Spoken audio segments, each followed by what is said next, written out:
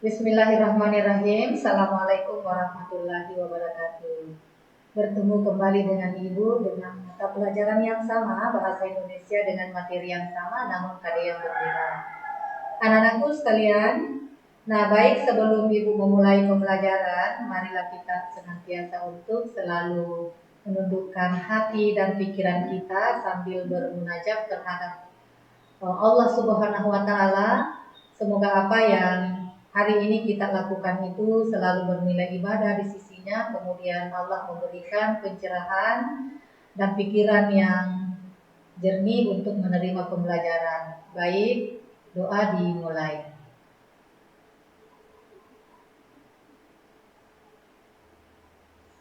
Selesai.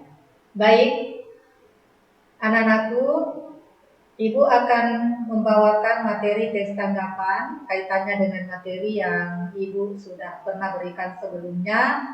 Namun kali ini teks yang Ibu akan berikan adalah tentang menelaah. Jadi KD yang sekarang yang kita akan bahas adalah menelaah struktur dan kebahasaan dari teks tanggapan, baik dalam lingkungan hidup, kondisi sosial, atau keragaman budaya dan lain-lain, yang berupa kritik, sanggahan, dan pujian yang pernah didengar maupun dibaca. Nah, baik, kalau materi yang lalu itu sudah pernah diberikan tentang mengidentifikasi informasi dalam teks. Nah, pertemuan kali ini adalah struktur dengan tujuan pembelajaran adalah menjelaskan struktur retoris model teks tanggapan. Kemudian yang kedua menganalisis struktur model teks pembelajaran teks tanggapan. Baik, struktur berarti kita masuk pada pola penyusunan teks tanggapan. Nah, kalau belajar tentang teks itu di bahasa Indonesia selalu memang kita diperhadapkan dengan informasi teks, susunan struktur dan kebahasaan, serta menelaah struktur dan kebahasaan. Nah, berarti cara kerja itu sama dengan tes-tes sebelumnya. Sama dengan tes sebelumnya. Jadi ada struktur. Nah, struktur itu susunan dari teks itu. Nah, semua teks berbeda struktur karena berbeda isi. Sekarang, teks tanggapan memiliki juga 3 struktur. Yang pertama adalah evaluasi. Yang kedua adalah deskripsi teks. Dan struktur yang ketiga adalah penerapan ulang. Evaluasi, struktur evaluasi ini adalah paling pertama dalam teks. Jadi pembuka teks yang berisi tentang topik yang akan dibahas, isu yang akan dibahas oleh penulis. Jadi di sini tujuannya adalah untuk menarik perhatian pembaca, memusatkan perhatian pembaca pada pendapat yang akan disampaikan. Jadi dalam tes evaluasi, dalam bagian evaluasi ini, pernyataan masih bersifat umum yang disampaikan oleh penulis. Jadi hanya masalah dulu yang disampaikan. Ini berada biasanya pada paragraf pertama. Nah, yang kedua adalah deskripsi. Ya, deskripsi. Nah, dalam deskripsi ini, di sini ditegaskan berisi tentang bagaimana pendapat seorang penulis. Jadi apakah yang disampaikan itu dia setuju atau tidak dengan paparan penjelasan yang masuk akal. Dia setuju atau tidak. Nah, kemudian kita di sini yang disuguhi juga dengan analisa-analisa fakta-fakta yang mendukung pendapat penulis. Ya, pendapat penulis di bagian deskripsi pada bagian tes deskripsinya. Kemudian, nah di sini kita diberikan pilihan mau mengikuti yang mana.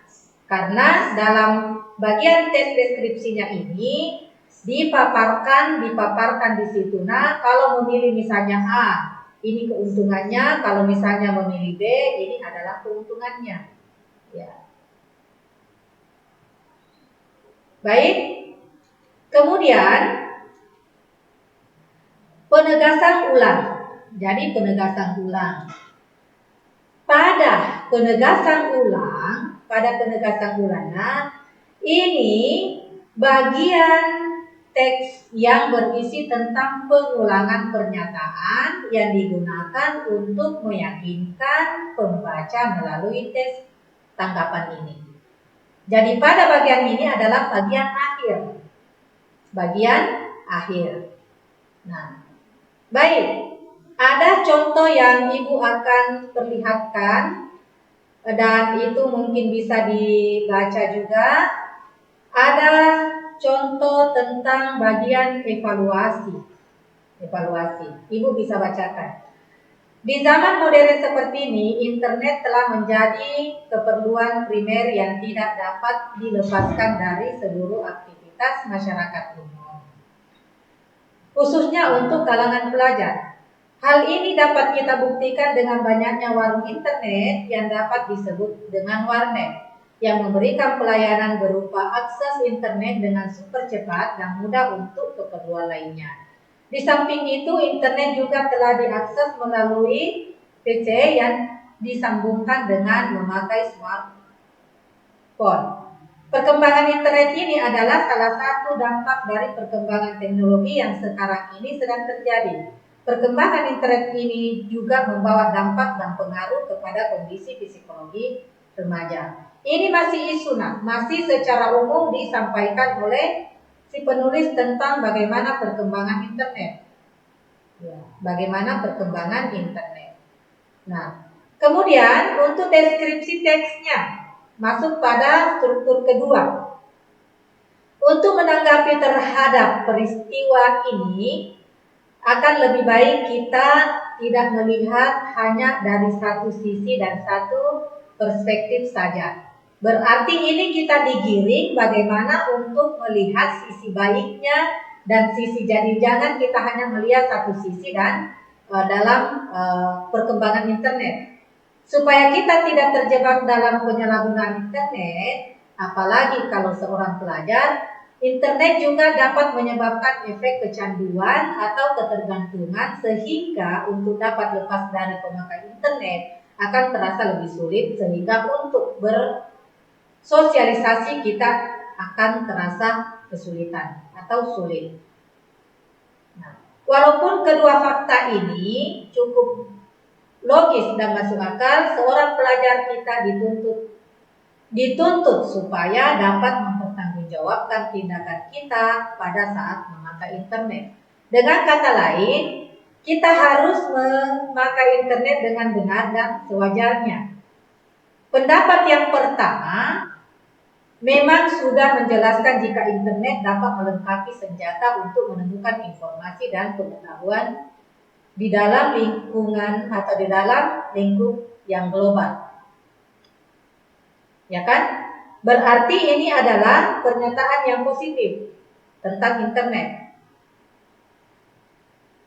Yang kemudian di samping itu, internet juga dapat menggampangkan kita untuk menghubungkan orang dalam berkomunikasi sekalipun mereka punya jarak yang cukup jauh. Nah, ini juga adalah pernyataan yang positif. Nah, sekarang kan kita sudah merasakan semua bagaimana kita bisa saling berkomunikasi dengan menggunakan misalnya internet. Bagaimana kita bisa video call, ya kan? Jadi untuk memudahkan akses komunikasi itu memang bagus. Kemudian hal ini dibuktikan kembali melalui perkembangan media sosial yang berkembang yang terkadang juga menuntut kita untuk saling bertukar foto dan mengirimkan pesan dalam jarak yang jauh.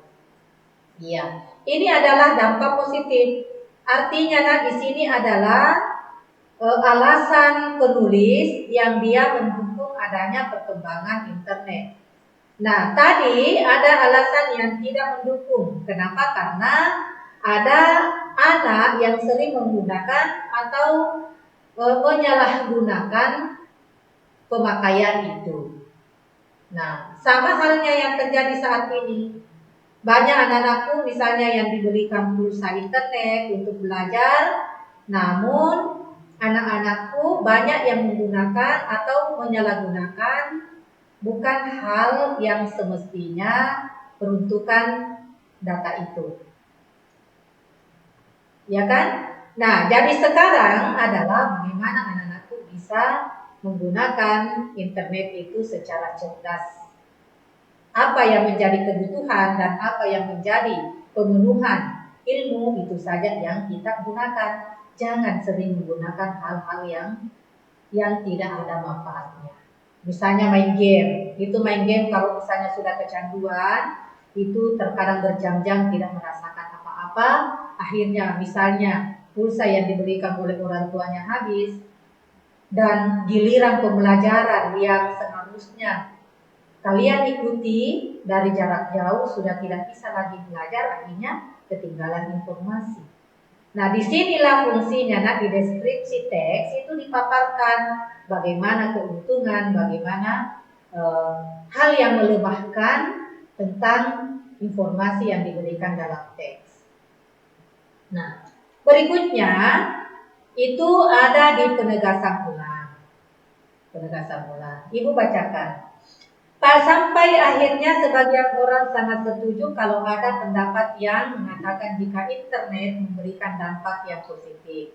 Namun pendapat seperti itu juga masih perlu dikaji ulang untuk pemakaian metode akademik. Sebab perkembangan internet ini juga ada banyak dampak negatif yang didapatkan di kalangan remaja pada saat mereka salah memanfaatkan teknologi ini. Dari pembahasan di atas, kita dapat menyimpulkan bahwa tanggung jawab dari remaja itu sendiri untuk memakai internet secara tepat sasaran sangat dibutuhkan.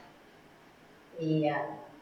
Baik, berikutnya kita masuk pada, nah ini tadi struktur. Jadi strukturnya. Jadi ada 3 struktur dari teks tanggapan. Yang pertama adalah evaluasi atau konteksnya. Ibu ulang kembali, evaluasi atau konteksnya ini berisi isu, ini masih bersifat topik. Dan yang kedua adalah deskripsi tes, pemaparan, menolak atau menerima, setuju atau tidak setuju disertai dengan alasan yang logis. Kemudian yang terakhir adalah penegasan ulang atau kesimpulan. Nah, kesimpulannya apa? Itu tadi adalah kesimpulan dari pemaparan tes deskripsinya. Berikutnya adalah ciri kebahasaan. Karena Ibu sudah sampaikan tadi bahwa ketika kita mau menelaah struktur atau struktur tes itu ada 2, strukturnya dan ciri kebahasaannya. Nah, sekarang pada ciri kebahasaan. Pada ciri kebahasaan teks tanggapan itu yang pertama adalah ada namanya kalimat kompleks atau kalimat majemuk setara. Kalimat kompleks atau kalimat majemuk setara artinya sebuah kalimat yang terdiri dari 2 atau lebih kalimat yang dipadukan menjadi satu, namun dia tingkatannya sama. Artinya kalimat ini bisa berdiri sendiri karena tidak ada yang bersifat induk kalimat dan anak kalimat. Nah, ada kalimat majemuk setara dengan penambahan kata konjungsi atau kata penghubung.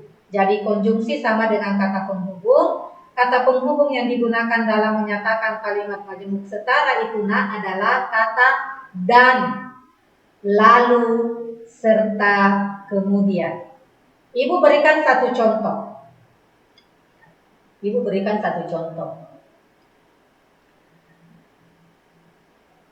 Ibu memasak di dapur dan mencuci pakaian. Ya. Ibu memasak di dapur dan mencuci pakaian. Bisa juga ibu memasak di dapur kemudian mencuci pakaian. Ya. Kata dan. Mengapa dikatakan ini setara? Karena kedudukannya sama. Kedudukannya sama. Kalimat kedua ini bisa berdiri sendiri. Yang mana itu? Kalimat pertama adalah ibu memasak di dapur. Yang kedua adalah ibu mencuci pakaian. Kenapa tadi tidak dikatakan mencuci, ibu juga mencuci pakaian? Kenapa? Karena sudah ada subjeknya di awal. Jadi ini namanya rapatan subjek. Rapatan subjek itu artinya satu kali subjek saja disebutkan. Subjeknya yang mana? Pelakunya yang mana? Adalah ibu. Jadi tidak semestinya disebutkan kembali bahwa dalam kalimat kedua disebut kembali karena ada namanya rapatan subjek.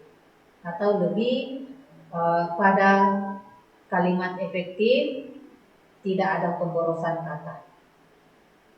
Kemudian ada kalimat majemuk setara pemilihan dengan menggunakan kata pemilihan atau. Misalnya, ibu bertanya, setelah tamat dari SMP 20 mau melanjutkan pendidikannya di SMA atau SMK. Nah, ini atau memilih, ya kan? Ya. Kemudian menyatakan pertentangan. Ya. Misalnya, Ani sangat pintar, sedangkan adiknya sangat pemalas. Pertentangan. Nah, ada juga berikutnya adalah menyatakan sebab akibat. Ada sebab dan akibat. Ya, misalnya, Ani tidak jadi berangkat ke Sinjai Kota karena ban motornya kempes. Jadi ada sebabnya kenapa Ani tidak jadi ke kota, karena tadi ban motornya kempes. Ada sebab dan ada akibat. Sebabnya apa? Akibatnya apa? Sebab dia tidak misalnya sebab kempes ban motornya sehingga si Ani tidak jadi berangkat ke kota. Berikutnya kalimat yang digunakan dalam teks tanggapan adalah kalimat kompleks majemuk bertingkat. Nah, kalau dalam kalimat majemuk bertingkat ini beda tadi dengan kalimat majemuk setara. Kalau dalam kalimat majemuk bertingkat itu ada namanya induk kalimat dan ada kalimat. Induk kalimat itu artinya adalah kalimat yang bisa berdiri sendiri dan tetap mempunyai arti, sedangkan anak kalimat adalah kalimat yang tidak bisa berdiri sendiri. Ya kan? Nah, kalimat yang bisa berdiri sendiri misalnya seperti ini. Saya akan berangkat ke sekolah jika tidak hujan. Nah, saya akan berangkat ke sekolah itu adalah induk kalimat. Jika tidak hujan itu adalah anak kalimat. Artinya, kalau misalnya langsung dikatakan jika tidak hujan, itu orang akan bingung. Dia bisa berdiri sendiri. Bingung dia ada apa yang terjadi ketika hanya jika tidak hujan. Ya, bisa juga kalimat induk kalimat didahului oleh anak kalimat. Nah, dibalik, jika tidak hujan maka saya akan berangkat ke sekolah. Ya, baik. Jadi sebentar ada namanya perluasan subjek, ada perluasan predikat, ada perluasan objek. Ya. Perluasan subjek. Subjek itu siapa? Subjek itu pelaku dalam kalimat. Nah, bagaimana caranya untuk mengetahui dia adalah subjek? Gunakan kata siapa. Siapa yang mau berangkat ke sekolah? Saya. berarti saya adalah subjek. Nah, predikat. Predikat itu adalah yang dilakukan oleh subjek. Nah, gunakan kata bagaimana. Bagaimana sih saya? Bagaimana saya? Saya akan berangkat ke sekolah. Objek, gunakan kata apa? Gunakan kata apa? Jadi tidak semua itu kalimat memiliki objek. Tadi saya akan berangkat ke sekolah. Saya akan berangkat ke sekolah. Ini tidak memiliki objek. Kita tes. Apa